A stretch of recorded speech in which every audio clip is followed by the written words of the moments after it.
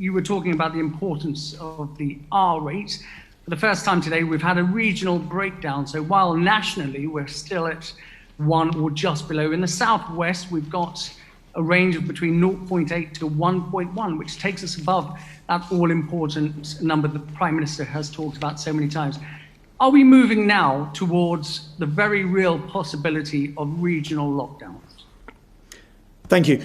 So my understanding, again, it'd be wise for me to turn to medical expertise, but on the R rate and the way that's been published today, the range, as you mentioned, is 0.7 to 0.9. Nationwide, and we're confident that from what we understand from SAGE that it's therefore less than 1.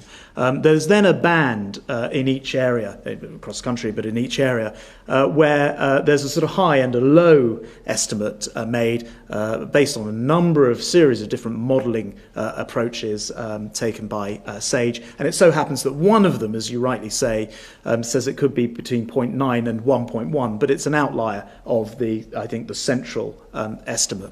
To answer your question directly, we are very interested, of course, to be able, the more data we can analyse, the more we can see where there are outbreaks. I noticed today we're at 193,000 plus tests done or sent out. So we've got a large number of tests being produced, and that gives us much better, more informative data about where issues might bubble up in the future. So I wouldn't want to rule anything out, but I think probably that southwest figure today isn't quite as maybe being reported. But again, I turn to the expertise of the professor.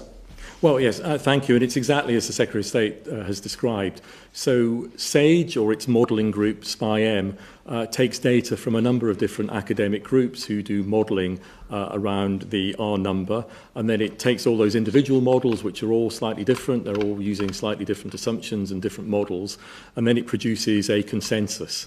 And when it produces that consensus, it essentially has a central most likely projection and then a range around it, which represents that you can never be completely confident on a single central projection, and there is a range, what we call a confidence limit, that you might be familiar with in statistics.